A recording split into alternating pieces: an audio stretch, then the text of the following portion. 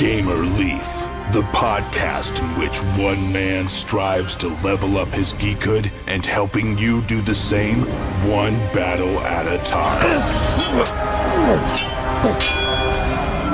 Now, let's get geeky with Gamer Leaf.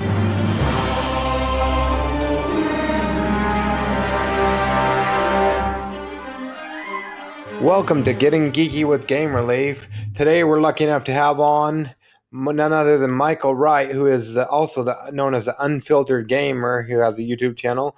Welcome to the show, Michael. Thank you. It's a pleasure to be on. Cool beans. Yeah, we really appreciate it. We're really watching your shows and whatnot. We're so excited when we found out you'd be able to come on. So let's rewind a little bit if we could. How did you get into tabletop board gaming? Okay, great. So it's always been a passion of mine. I've been doing games for a long time, even since Fireball Island and whatnot. I don't know, about 30 years old, so I'm not too old to where I know all the older ones, but I've always had a passion for it.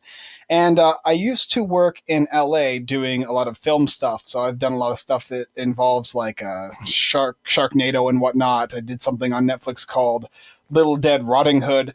And I was learning about media and film and all that stuff. And I decided I wanted to branch off and make my own channel and do some of my own stuff. So I started filming and getting all the basics down for learning how to review and understanding the different processes as well as editing and all that good stuff. And I was like, you know what? I want to do board games. That's a passionate thing. It's a thing I'm passionate about. And so I began doing board gaming and review videos and whatnot, as well as creating my site and Twitter and all that other good stuff, learning about marketing. Cool beans. So you said you've always been involved in board games, like you said it started with Fireball Island?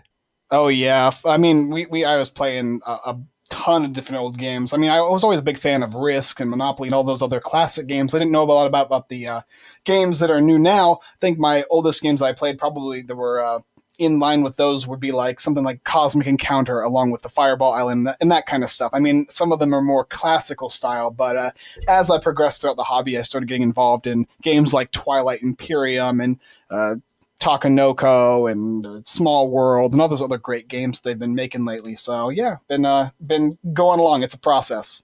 Cool. So going back to Risk and whatnot, would that be something you'd be able to be willing to reveal as your strategy? How do you go about playing Risk? Risk. So it's funny because Risk now is a game I pretty much don't play anymore. I've found so many better games. I mean, Small World is one I just mentioned, but there's a ton of them out there. The Cthulhu Wars by Petersen Games and many others that are just so much more advanced, a little less luck based. And while I do have a little soft spot in my heart for Risk and games like it, I've kind of advanced past that. And I think a lot of the more modern gamers have as well. So as far as Risk goes, better roll the dice really, really good. And that's how you want to win the game. There you go. Cool beans. So I know you do a lot of Kickstarter games and whatnot on your channel and whatnot. Do you ever get to play other games that aren't on Kickstarter or games that you just enjoy? So that's a good question, right? Most of my channel does feature Kickstarter exclusive content. We do a lot of stuff for the community involving in making games on Kickstarter. It's where I first got my foothold because I was a newer guy, and like a lot of Kickstarter creators, they also are just newly fresh in the industry, and I wanted to work with them and promote products that are likely not to be seen as well. And so that's where I started with. However, I do have multiple different playlists on my channel where I do stuff like the post-production games, and I do stuff like family. I have a kids section as well as a top 5 and a lot of those other things that you see. I have some preview videos. But yeah, for the most part, I do Kickstarter-related content and reviews and whatnot. But I have gotten to have the pleasure to work with people like Minion Games, Roxley, WizKids, Petersen Games, like I said already, and a plethora of different great gaming companies that I've got to work with lately. So it's been a blast. And I think the more I get in tune with the community, the more people are willing to work with me and let me try their products out. I've worked recently with Spin Master and going to be getting the game The Thing in, a bunch of other cool stuff. But I still like to go back and I like to work with the community at large in the Kickstarter world, doing a lot of the stuff that people haven't heard of, like Dominion Studios and that kind of stuff to promote games that people probably haven't heard or seen of that much. Cool. And yeah, I saw that was what you were playing last night on your live video, wasn't it? Spin Master? Yes, I played 5 Minute Dungeon, which actually was originally a Kickstarter game that actually got bought out by Spin Master, and so they sent me a copy of that. I've been working with Spin Master for a bit now, doing reviews for their games, so they've given me quite a few. They gave me the Escape Room, the game, and they gave me 5 Minute Dungeon, and a couple other ones as well that I can't think of off the top of my head. Cool. Yeah, I really liked 5 Minute Dungeon. We played that, me and my kids, for the podcast. It's a great family game, and I think it works really well. It's one of the best dexterity-style cooperative games out there right now. I'm very, very happy to be getting to review that game because I love it, and I think it's got a lot of potential, a lot of staying power as well, because you can pretty much play with anybody, and it doesn't take very long to learn, and it doesn't take a lot of time to play either. Cool beans. I ended up having to leave. I wasn't able to catch the whole live video. Did you win or Grant? For 5 Minute Dungeon, we worked together, so we lost both times, I'm afraid, or maybe we won one and lost one, I think. And then we also played the game, Drop Mix, which is a newer game actually that's on Amazon right now, which is about putting cards down onto a tech board, basically, and the cards have a little e-reader chip, and as you place the cards down, you're working cooperatively to create songs and music. So it's kind of like a game and a toy all in one. So both games we played last night were cooperative games that pretty much race against the clock, as well as a little bit of dexterity and placement. The better you can place cards, the more likely you're going to get a better score on Drop Mix. So both of them are excellent games, though. One may or may not be considered a game. I guess that'd be up to you listeners as to whether or not you think Drop Mix is a game. You should definitely check it out, though. It looks really cool, and we have a lot of fun playing. It's a blast. Cool beans. Now, they're both co-op, so did you guys win Drop Mix then? So we won. Well, how Drop Mix works is as you're playing cards, it'll ask you, kind of like Simon Says, which cards you want to play. Like, play a red card that has a power of 2, and then you play it as fast as you can, and you're going to score points based on how fast you play it and if it's the correct color, as well as where you're placing on the board. And after a period of time, if you do really well, you get to do something called an encore, which is similar to games like Guitar Hero and DDR, and you can play an extra round of the game, and you're going to score points. And so the most points we scored, I think, was like 56,000. So every game we played last night, we did beat our last greatest top score, so it was pretty cool. Well, there you go. Cool beans. Now, so going back with that, with the co-op and whatnot, do you prefer a good co-op game, or do you like more of the take that, or what's your favorite game mechanic and whatnot? Ooh, that's a good question. I mean, we personally, because we it's not just me here. We do have a cameraman, we have 2 editors, and we have somebody who does blogs and all that kind of stuff. And so we have a big plethora. But for myself personally, I think I like the trader mechanic in a game. I really enjoy that. But I also do like dexterity co-ops. That'd probably be my second favorite. So games similar to like Dark Moon or Battlestar Galactica, the Camelot version of that, and those kind of games, Blake's Gambit, I really, really enjoy those type of games. I've always been a big Resistance fan. And then, yes, games like 5 Minute Dungeon, any kind of co-op game I've also enjoyed as well. But I've also recently been introduced to wargaming, as well as a lot of tactics-style games, and those have been quite a blast, too. So I'm more of a multi-gamer, but if I had to choose on my night off just one single game to play, it would probably be a trader mechanic game, based on the fact that everybody enjoys those kind of games. They're quick, fun, easy to teach. So, yeah, probably that. Cool beans. So, with the war game, do you have a favorite war game that you've played recently, or? So the first war game I've actually played so far has been, I guess it would be called Battle at Pelagos, I think it's called, and Naval Battle at Apologos, and that's a ship battling game that also involves submarines and like 7 or 8 different other ships, as well as there's tons of stuff in it, and it's a huge blast of a game.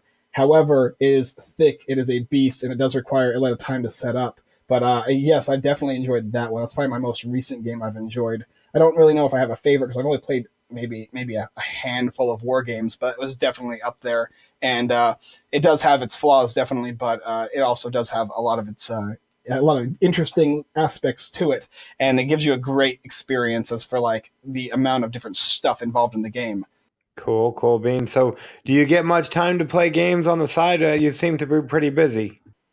We are quite busy here. I think we may play one game every other week that is something specifically I would go out of my way to choose. But luckily, there's a lot of games lately, especially this year, that have come out that have been really excellent. So I've had the pleasure of playing quite a few games that have been really, really fun. And I'm pretty much open to playing anything that sounds like it'd be enjoyable. And I tend to go into it open-minded and just see how it works. And I haven't been disappointed that many times, actually. But maybe that's just me personally. I'm sure somebody else would probably be like very, very, you know, choosy as to which games they're going to enjoy or not. But I kind of like to be open to the idea of all games, provided their mechanics function correctly and the experience of all the players is an enjoyable one. Well, there you go, cool beans. So, how long have you been doing? How long has your channel been around?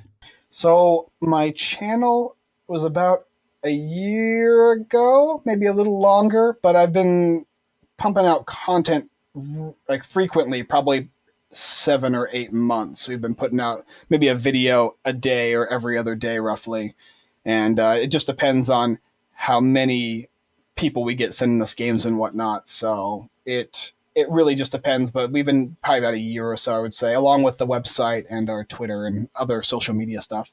Cool beans. So, out of all and most of those, you said most of those are a majority of them are Kickstarter games. I'd say like lately, probably about 60%. But when I first started, it was about 80%. So, I mean, we had like people like Roxley and Minion sending us games back in the day. But nowadays, we have quite a plethora of people sending us like Eagle-Gryphon. And I mean, I could go off spouting names, but I mean, you know, just we're getting some people that are sending us games that aren't exactly Kickstarter, or games that are produced from Kickstarter from companies that have games already produced that are just self-published. Cool beans. So, do you have a favorite? Have you had a favorite Kickstarter game before this all since you've been going? Okay, so that's a tricky one. First of all, my favorite Kickstarter, I think that I've probably purchased on my own, just out of pure, I guess, just, oh, this game looks fun, would probably be The Other Seven Sins. I really enjoyed that game. It looked really great and the miniatures looked fun, so I picked that one up from Cool Mini or Not. But as far as games I've reviewed on Kickstarter that I've gone through, surprisingly, Radiant is probably one of my favorites because it is so tactical and there's so many different aspects to it and mechanisms that are really fun about it. Interestingly enough, though, it didn't fund for the first couple times, and on the third attempt, I think is on the time it funded. But I was always a big supporter of Radiant by Randall Marsh, and his game is so much fun. I'm excited to see what it's going to look like when it's fully finished. But for Kickstarter, I think The Other Seven Sins would probably be one of those like AAA games I really enjoyed. And then for what I've reviewed so far, be Radiant. But there's a ton of good ones out there. Well, there you go. So it sounds like you've reviewed both games that have not necessarily made it their first time or whatnot, and that have made it. Is that right? Oh, definitely. Yeah, there's been quite a few projects that have taken multiple attempts. And I think it's all about that learning process on Kickstarter, because there is a little bit of learning involved in how you want to present your content as well as your art and all that. And where the game might be amazing, it might fail in marketing or fail in showing off the artwork or showing off the mechanics, or vice versa. The game might be not very good, but because you're very, very good at marketing and you know how to attract eyes and an audience, it can sell as well. So it's all about learning how to create a campaign that's going to do well. And not only that, though, but making sure your game is good, because if it is, the next time another campaign comes along, you'll be able to get another game out there. Whereas if a game's not so good, but you marketed it well, people probably won't be coming back to back it again. Well, there you go. So have you had repeat offenders, people that I know there's several people out there that will come out with more than one Kickstarter a year or whatnot. Have you had repeat offenders that have launched more than one game that you've helped them? Oh, definitely. Yeah. I mean, right off the top of my head is Dave Killingsworth. He has done multiple games. And I've worked with him on stuff like Archmage Origins, Dead Run, Alien Invasion. He's doing another one, actually, which is going to feature my wife as one of the characters, called The Kids versus the House, I believe. Oh, cool. Yeah, I know that's one of those. They've got The Kids versus the House and maybe The Kids versus Adventure. I forget what. There's like two of them. I'm not sure what it's like, because I haven't played it yet, but it looks like it's going to be fun. And how I'm going to review it, I'm not part of it or anything like that. My wife's just a character in it, so I probably will be reviewing it. Yeah, by the way, his company is called Solar Flare Games, so if you're interested in checking that out, he does a lot of basically smaller card games style tactical games. And yeah, I've had we work with him pretty closely when it comes to checking out his new games and whatnot. Some really, really good, some okay. You know, it's a big mix as far as when you create a bunch of games, which ones are going to be hits and which ones are not going to be. Yeah, I really like him. I had him on the show, and he talked about sending his games and whatnot, and he'll send me pictures all the time about the different card games or whatnot, the kids versus the house, and also I believe he has one coming out for, I forget, what is it, BattleTech or no? BattleTech, yeah, or Robotech, I think. Yeah, Robotech. There you go. Yeah. Yeah, he'll be doing that one as well. I think my wife is doing the rules for that game. I haven't actually delved too much into it, but I do like Robotech, so I'm interested in seeing what it's going to be like. But his games have been pretty cool. If you like card games that involve a little bit of a lot of strategy, and his most recent one, which is the Origins version of Archmage Origins, that one's a pretty fun little matching style game where you're flipping cards over and memorizing them. He's got some pretty enjoyable games, and he's coming up with new concepts. He likes to pump out a lot of games, though. You'll notice he makes at least 2 or 3 a year. Yeah, that's cool. So you say your wife is doing rules. What's that mean? Does she write rules for people? So yeah, my wife is Callie Welsh, and now Callie Wright, because we got married this last September. She does rulebooks. She'll do editing and that kind of stuff. People will contact her via my site, and they'll ask her to do rules. Now, I don't always review those games and whatnot, or sometimes I'll be reviewing a game and they'll ask if I know anybody, and obviously I'll let them know that she does it. But yeah, she does rulebook editing and that kind of stuff. She works with creators as far as making things look good. She's got a master's degree in English literature, and she works as a media person for a nonprofit. I won't get too much into what she does, but that's not really my thing. But she does a lot of rule books and like that for different companies and game people, designers and whatnot. So yeah, she puts her time into the community as well. Cool beans. So going back to what you were saying before about the games either being good and not enough marketing or vice versa. So if you were to come out with the game on Kickstarter, what would you do? Like, regardless of the game or not, how would you approach marketing, do you think? That's a good question. And there's a lot of strategies that are involved. Obviously, the first and most important thing I think is showing off the artwork, making sure there's a great Kickstarter video, producing a good video, audio, that kind of stuff. And yes, artwork is big. You want to show people what your game's going to look like, the full contents and all of that, as well as having reviewers. That's always a good positive thing to have on your Kickstarter campaign, especially positive reviews. But all reviews are going to help market your game. Banner ads and that kind of stuff, getting people to play your game live and playing your game live as well. Those are some tactics. There's also a lot more like in-depth things that I'm not really the best person to ask as far as what you can do behind the scenes to make sure your game does well. But I do know that there's a thing called Kickstarter experts, and my friend Daniel Zayas, he is the perfect person to ask in regards to how to set up your Kickstarter campaign and market it and show off it to an audience. He's done quite a good job in creating some buzz over a lot of cool games. Cool. And I want to say he has a company. It's called the Daniel Zayas Company, maybe danielzayascompany.com, or I know I'll make sure I leave show notes in here and whatnot so people can find him and whatnot if they're interested and whatnot. Yeah, I believe it's dzayas.com, dzayas.com. He does Kickstarter stuff. He also works with Long Pack Games, I believe. Yeah, I believe he just recently got a job with them. So they publish games.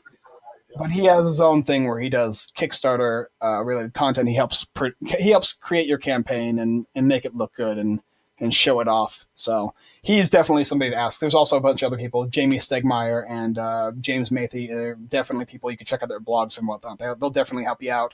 I'm more on the media side of things. I can represent games via video, or we do blog posts and that kind of stuff. Anything to get eyes on the game. Our live play is a big one that people check out. We get about 10,000 reach and about 3,000 or 4,000 views depending on the video. So that's a fun way to interact with people while showing your game off and playing it live before the campaign starts. And how do those work? I saw them on Facebook. They do the Facebook Live, but don't you do it like at YouTube and other places as well? Or I fully function my lives on Facebook. So it's always every Wednesday at 7:30 p.m. PST till about 9:30, 10, depending on how long we go. And I function on Facebook because Facebook's algorithm likes it when I specifically focus on them, and I don't try and get them to go elsewhere. So if you can keep people on Facebook, it's pretty relevant to them, and they like that. So they'll bump your posts, they'll share it off. And I've also talked to a lot of the board gaming groups that work in, the board game group and the Kickstarter spotlights, the board game spotlight group. I have my own group and whatnot, and I will share it with them. I ask the moderators permission, of course. You always want to make sure that you're asking permission to do certain things, especially posting when it comes to content, because there's a fine line between promotion and like trying to get people interested in the game without shilling it to them, which is very important. You don't want to push games in people's face. You want to become part of the community first. So I think the live videos are a nice way to, get people involved in the community, because I'm reaching out to people. I talk to people. We have conversations while I play these games. They get to see them and check them out. And it's just a fun time. We enjoy, bantering. I'm sure you've been on a couple of our live streams as far as the comment section goes. So people are chiming in and talking about the games. Yeah, that's cool. And so if somebody wanted to get their games to you to review and whatnot, how's that whole process work, Mike? So if you want a review from us, we have on our website, unfilteredgamer.com. You can go ahead and check that out. And there's a promotional page on there, or unfilteredgamer.com/promotions. And we have a list of different types of review styles we do. We offer free reviews as well as obviously the review portion of our video is always free, but the amount of editing that comes involved with different packages, as well as if we do banner ads and all that other kind of stuff, is paid content. So you have both options. If you want a basic review, it's free. You just go into our promotions page. You email us at unfilteredrandg@gmail.com and ask us for a review and send us the game. We'll give you our address and all that good stuff. But if you want like a 4K video with like a featured spotlight or something like that, preview videos, we have different packages that involve that. Banner ads. If you want your game played live, we will do that. And I think it's like $20 or something like that. And we'll play it live and feature it and promote it and all that kind of stuff. So it's a good way to get, if you're interested in that kind of thing, it's a good way to get your game out there, I suppose. And there's other things we do as well. But we offer a plethora of things on the site to check out. Cool. And I want to say you work with other media personnel out there, don't you? I want to say the Cardboard Stacker. I do. So Ferdinand the Cardboard Stacker is a good friend of mine. He actually lives in the area, came to my wedding and stuff like that. He does a lot of great video tutorials, and he does some reviews and some spotlight videos. And I will usually work with him in my top 5. We do top 5 videos, so top 5 greatest games, top 5 best Kickstarters, that kind of stuff. We do that kind of review. We do that kind of review content. And we do some walkthroughs. I do some walkthroughs for his. We do back and forth. We do different campaigns and whatnot. And I also work with everythingboardgames.com. And Dane is a great guy, and he does a lot of giveaways and blog posts and whatnot. And he has a community all on his own at the website. And you can check that stuff up if you like giveaways, as well as the Giveaway Geek. I know you're familiar with him. I've been working with him for quite a bit now since I first started. And he's a great guy as well. He does a lot of giveaways mainly, and it ranges from board game to tech stuff. So those are the 3 main ones I work with. But hey, we'll also work with you to some extent, and a couple other people out there that I do some stuff with, collaborations, interviews, and whatnot. The community is pretty great. I enjoy working with everybody. So if there's somebody who wants to work with me or talk to me, then I'm open to it, provided I'm not working. Yeah, you do this full time, don't you? This is your full time gig? This is my full time gig, along with my cameraman who does it part time, and I got bloggers who work part time. But yeah, we are doing this all the time. It's 9 a.m. to when I go to sleep for the most part, except for Saturdays and Sundays usually. But that depends too. If somebody's got a campaign on Saturday, then I work to make sure that eyes are on the screen checking out the campaign. So yeah. But I mean, realistically, is it really work if it's a passion or something I really enjoy? So I might work more hours and I might not get paid as much as when I was doing stuff in LA. But at the same time, I definitely do enjoy what I'm doing right now, and I have a great time meeting new people and working with the community and just becoming part of it myself. I mean, I'm a newbie here. I haven't been doing this for very long, obviously. So trying to integrate myself into the community without pushing myself in is a challenge, but it's also really rewarding, provided you are, you go through the proper method, right? There you go. Yeah, for sure. Yeah, I'm in the same boat. Kind of, I've been doing it for I think I started back in May. Almost have 100 episodes out in the next couple of weeks here. So yeah, but for sure, it's better than coming home from having a headache every day after work. I know I did that when I was a telemarketer years ago. Every day I come home with a headache. Yeah, I've worked quite a few jobs, actually. I've done Mayflower Moving. I've worked in LA for many different sets. I've done music videos, productions. worked as a grip and electric for a little bit, worked at a shopping mart and all those other kind of things, And I mean, everything provides, it's always providing a service to something for somebody, and it's always appreciative, but it's always about finding what you enjoy and just doing it. And you have to put in a lot of time and effort depending on what you want to do. Some jobs are more like NPC jobs, and some jobs are more about how much hard work and dedication you want to bring to it. And so I obviously do my best to bring as much dedication as well as integration with the community that I possibly can at Unfiltered Gamer. And I hopefully doing an okay job. We'll see as time progresses. But so far I'm enjoying myself, and things are going okay. There you go. Yeah, I think you're doing a good job. And yeah, like you said, it is hard work. When I started off, I didn't expect how hard at work it was going to be. Oh yeah, there's definitely a lot of hurdles, as well as getting to know people and working with them, as everybody has their own way of dealing with things, and you have to kind of function to their pace, so to speak, especially if you're working with clients or other people who are kind of in the same boat as you are. Even working with other reviewers, there's just certain requirements they have, and you got to try and be the best to fulfill those things without going overboard, So, but yeah, I mean, the community is great. I love the board game community. Everybody here is really cool and really welcoming, and it was pretty nice to get in, provided that, you just, like I said, the main thing is just how you go about getting involved and, showing off your game and whatnot. And there's right and wrong things in that aspect of what you can do and what you shouldn't do. Cool. Yeah, for sure. So, per se, somebody's fallen asleep and they missed our interview. It wouldn't be because of you or what you're doing. It'd probably be because of how many episodes I release and whatnot. They get tired of listening to me after a while. But why should they go check out the Unfiltered Gamer and your YouTube videos and your Facebook Live videos and all that fun stuff? Okay, well, realistically, what I'm offering is content for you to see on Kickstarter, stuff like that, board games, card games, and friendly tabletop games. If you like Kickstarter games, if you like board games in general, that's my site's definitely a place to go ahead and look. We do different kinds of reviews. I mean, my style might not be for everybody, and I totally appreciate that. But if you like board games and you like Kickstarter, you're a big fan of that kind of stuff, I'm probably your man, because I do a lot of stuff on there.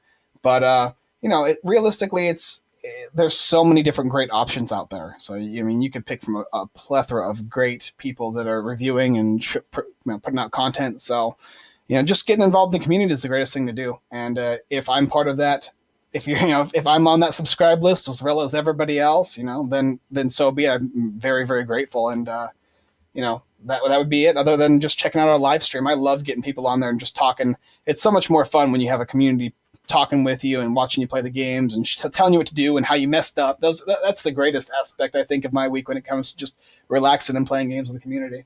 Cool, for sure. Cool. And going back to the Kickstarter thing and whatnot, how soon do they have to get if they're going to, I imagine it's all on the site and whatnot as well, but if somebody's trying to get their game to you and stuff, what's the turnaround time? Like, do they have to get it to you like 3 or 4 months beforehand, or what's the best thing to do with that?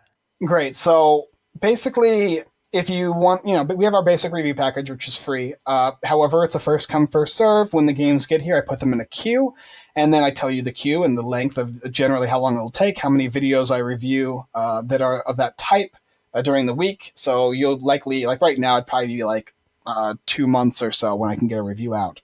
But on Kickstarter, people need their stuff sooner. And because of that, it's a lot of hustle and bustle, and I got to make sure that happens. I'm going to play it enough times. I've got to play it with enough people and different experiences and all that kind of stuff, and then get people's opinions, and then filming and all that. So I can get a video out in maybe a week or two, but it depends on the package you want. If you just want a basic review, which is no problem with me at all, then you can go with that, but it'll take a little bit longer. So yeah, my site dictates what we do and how long it'll take based on what you want. And some things are quicker than others. Obviously, playing your game live, if the game gets here the week before, then I can play it the next week, provided the spot hasn't been taken up. But if you want your game, you want our video on Kickstarter for you, but you only have 2 weeks to do it, but you want our basic review package, it's going to take a little longer. There's just nothing I can do about it. I like providing free content. I don't mind doing that, obviously. But if you want me to speed it along, we have packages for that as well. So really it just depends on the creator and what they want. Cool beans. And I know there's been a lull with everybody getting ready for Christmas. I know people aren't going to necessarily be buying games during December maybe. But Is there? Hopefully, it'll go back up over January. I noticed it dropped down. There was over 500, and now I think there's maybe around 300 tabletop board games or whatnot out there or whatnot, according to last time I checked, I think earlier this morning or whatnot. But is there any games that in the near future that you're excited about putting out there?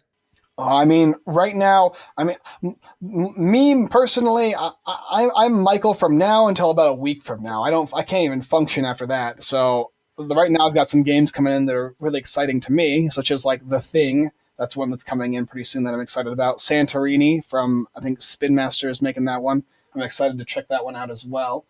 And I've got a couple here that I haven't played yet. Is there any specific ones that are like coming very far into the future?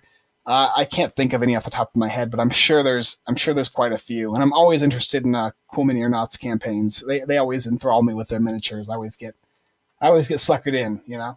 Cool beans. Yeah, I want to say you did a review video that popped up today. I know you talked about it a little bit on the live video. What was that? It was like Chinese checkered mixed with something else or something. I forget what it was called. Oh, you're talking about Hermetica. We'll be playing that game next Wednesday live. Hermetica is an abstract game that is kind of a mix of Chinese checkers and a strategical kind of, I want to call it like a tactics game, I suppose, in which you have a little bit of a draft going on. You have different board situations that you can set up. They're called schemes. And then you have an adept that you're trying to get across the board, just like in Chinese checkers. But while you're doing so, you can kill or defeat your opponent's pieces. Each of 3 different types of pieces that you own are going to do different effects. So fire is going to be able to go on top of barricades, things that you place in the board, and water is going to be able to go like a rook, where it goes across the board as far as it wants. It'll hit something and move it. And then you've got the earth, which will allow you to push things with it. It can actually push different pieces and whatnot. And if it pushes certain things into a barricade, it can destroy them, and so on and so forth. So it is an abstract game, definitely, but it has beautiful components. The game's really fun, really, really enjoyable, and we reviewed it. We put it up, I think, either yesterday or today, and yeah, I think it dropped today is when I saw it come on my phone, and then had to watch it just because you talked about it last night on your live video, and then I talked to the people. It looks like that's dropping on the 9th of January onto Kickstarter. And yep, it will be dropping on the 9th. It's also great because this game has a mat, and I know most people are going to be either up or down with mats, but luckily the box is unique to where it actually fits the mat inside of it, and as well as the pieces, so that's really cool about it. I like that aspect because I'm not a big fan of mats when I can't situate them into the box or fit them into my collection, because it just kind of leaves mats hanging around everywhere and I have to go looking for all the different pieces and whatnot. So they did a very good job in making sure that the box figured to the game. But that being said, it's not a square box, so if you have an expectation for a square box to be fitting into your shelf, might not be this game. There you go. Yeah, cool. And so I imagine this is going to drop. This episode will drop that morning when you do the live playthrough. So where would people go? I know we'll leave it in the show notes and whatnot, but where would they go to watch that? And when about did you say again? Okay, so that would be Wednesday. We do it every Wednesday from 7:30 p.m. PST to about 9:30 p.m. PST. And that is on our Facebook channel, which is facebook.com/URANDG. So URNG, yeah. Unfiltered reviews and games, basically. Okay, cool beans. So mine, so yeah, we don't want to keep you all night, but minus coming there to California to stalk you in person, how would people go about finding out about you or what you're up to, Mike? So, yep, other than checking out the site as well as our different accounts and whatnot, I actually go to conventions quite a bit, and I will be going to PAX South. That'll be my first convention of next year in January. It'll be up in San Antonio, Texas, so I'm going to be saying hello to quite a few people there. And I also be at Gen Con and a couple of other big ones as well. We just started getting involved in cons. I didn't have the time nor resources to do it this year. So luckily next year we've gone ahead and got it all set up to do so, because it'll be a fun experience as well as getting to know people and showing my face off.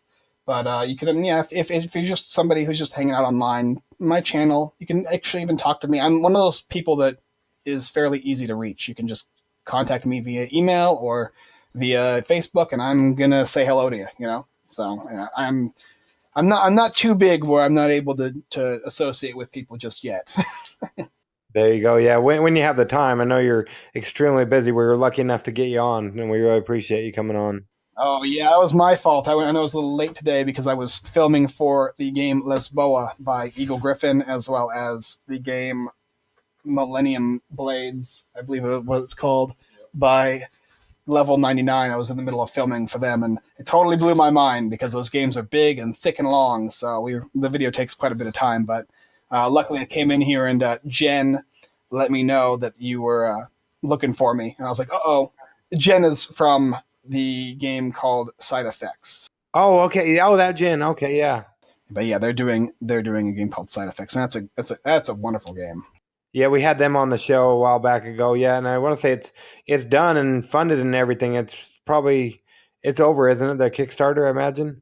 I believe so. I think they funded well over their goal, and I'm excited for them because it was November 7th to December 7th, I believe, and they are pillbox games. It's Jen Igartua, I believe. I hope I didn't butcher that.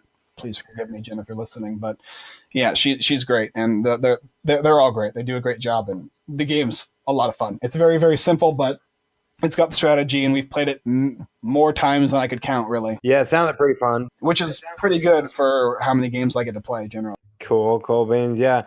Well, we don't want to keep you all night, but we really appreciate you coming on, getting geeky with this Game Relief with us, Mike. I like to get geeky with Game Relief. That's a lot of fun. I'm glad I could come on. I'm sorry I was a little late, and I hope everybody enjoys this. If you're listening in, like I said, you can go ahead and check out me, or even look at the rest of Mr. Game Relief's podcasts and whatnot.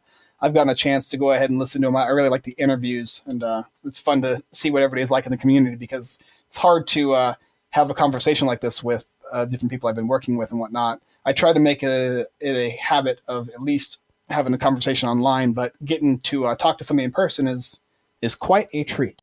There you go. Sorry, one more quick question if you have time. Of course. I know I forgot on my last interview, but we do probably you've heard it if you've listened to us. We do a portion of the show called Adventures in Application Acquisition, where we talk about an application, be it for cell phones, tablets, computers, or even video games. It doesn't necessarily have to be related to board games, but it can be. Is there an application you use a lot of that we can talk about for a moment? So something I use a lot for board gaming. It doesn't necessarily have to be about board games. I want to say Jen told us about an app where you take a picture of anything and it'll tell you whether it's a hot dog or not. Ooh, I actually do have a couple things I can talk about. How about this will be, it's board game related, or at least photo related, and I think these are really cool. The first one is called Word Swag. Word and Swag. It's great for if you're taking pictures of games or pretty much anything. You can add text to it. You can change the color and the tone and all that kind of stuff. It makes your pictures pop out, which is really cool. If you're using Instagram, you get that neat little filters and whatnot, but Word Swag is going to give you the ability to put text on it as well as the different types of text. It's like $1.99, and it's definitely a cool one to check out. Pixlr is another pretty cool one that involves just changing your photo and making it look different. And Prisma is one I use for filters. Prisma has a lot of great filters for photography, so those are some pretty little easy phone apps that you can use to change images. And it's also cool if you have a great DSLR or mirrorless camera like I do. You can take those pictures, add them to your phone, and then change their filtered. You can change it into a filter. You can add text to it, and then you can paste it onto Facebook, Twitter, or Instagram, or I guess if you use like Tumblr and whatnot as well. Those would be pretty cool places to put them. We've got quite a few images like that from doing so. The last one I could recommend, which is more of a PC thing, is called Canva, Canva, and that is canva.com, and it is an interesting picture-based application as well. You basically can copy paste a bunch of different pictures and make it into one single post. So it's what I use for my live streams. If you want to see like, oh, I'm filming this game and this game, I'll add both of those images as well as the text to it that tells you when it's going to be played. I'll add my logo as well as their logos and all that good stuff. It's a really easy way to do pictures, but even if you're not a gamer and whatnot, it's still all these applications are great ways to get your images looking a little spicy, get them sticking out a little more, and kind of give them a little more pizzazz. So those are some to check out, guys, if you want to look at some cool image applications. Cool. It sounds like you like them a lot, but if you own the rights to them, what would be one thing you would do to maybe change or fix one of them, or if not any of them? Ooh, I don't know. They're all pretty good. I think for one of them it would be the filter one. I'd probably want more filters. There's quite a lot on there though, and it is a free one, so I can't really complain. But they all really do exactly what they're supposed to do. So, and the ones that are like $1 or something like that, really, they're really worth the money if you do a lot of images and whatnot. So, I don't think I changed much about them. Canva's really easy to use. They're all pretty exceptional applications for what they are used for. If you want to use them for something else that is more like Photoshop, then they're not going to be. It's not something you could use. They don't function the same way. But for simple, easy user interface as well as just changing your images, they're great. So yeah, I mean, can't think of anything on the top of my head really. Oh, that's okay. Well, there you go. So, and they're both iOS and Android, I imagine? I believe so. And Canva is for PC or anything that I think you'd probably use your tablet too. I don't think you could use your phone on Canva, but I mean, you could prove me wrong. I haven't done it, so I don't know. There you go. Cool beans. Yeah, well, we'll let you go for real this time so you can get back to work. We really appreciate you coming on, Mike. Oh, it's great to be here. You guys ever want me back on, let me know. Grant, you want to come here and say hello? As my cameraman, he's been working with me quite hard every Monday through Friday. He's a great guy, and he's been doing a lot of games. So say hello, Grant, one more time. How's it going? Great. Hey, Grant, how did he convince you to work for him? He just kept being like, hey, you should come over. I got stuff to do. And finally, one day, I'm like, all right, I'll see what's going on. And you decided to stick around? Yep. Well, there you go. You heard it here first. Well, you probably heard it before somewhere else, but... No, actually, I don't think actually... We like to say you heard it here first on Getting Geeky with Game Relief. I don't think Grant's actually been on any streams or anything like that at all. Just your live stream. Yeah, he does my live streams with me. He does the camera work for that kind of stuff. He's done some photography, did my wedding and all that kind of stuff. Been on a couple conference calls, but... Yeah, so here we go. His first podcast, you went and broke his... Well, you facilitated his first podcast. Well, there you go. Maybe we'll have to get him on and do his own podcast. I don't know if we can steal him away from you at any time. He's got a lot to say about games. But yeah, I appreciate you guys letting us come on, and I just want to give a big thank you to Game Relief. So yeah. No problem. We appreciate it. Thanks again, Mike. All right. And as always, I look forward to seeing you next time. There you go. Getting Geeky with Game Relief. Kickstarter game hereby joined. Barbarian Leaf, Gamer Leaf. That's me. And we're gonna have a fun time. Looks like we're singing the whole time thanks to Barbarian Leaf. Thank you for saying that. Now sing about Dwarf's Winter, if you will. A hand-building working replacement resort measurement game with tower defense element for 1 to 4 players. There you go. You heard it here first on Getting Geeky with Game Relief, the musical. Yeah, so that's a game. It's overfunded. I just barely learned about it today, and they're already overfunded like less than 12 hours ago, 15 hours maybe, and they're overfunded by $2,890. And you can learn in 10 minutes. Wow, they just said that. And they have 2 giant monsters, and they have 4 different colors: blue, yellow, red, green. There you go. And they have like a card. They have a giant board. It looks pretty fun. And you've got 19 days to back it. It ends the 15th of January. So check it out on Kickstarter. And now on with the Squatch. Hey, it's Jake here with the Squatch team. We just launched our brand new board game on Kickstarter. It combines a lot of skill with a little luck to create the most unique board game you will ever play. Visit Kickstarter.com and type Squatch in the search bar to find us. We're going off now. Shut your mouth and never watch this again. And there's one more thing, we're all sick because Dad'll lick the cow. Now signing off. Okay, that was weird. But anyways, this has been Getting Geeky with Gamer Leaf along with Barbarianly, Dad licked the cow. Oh, wow. Well, we'll let you go. Have a great evening, everyone.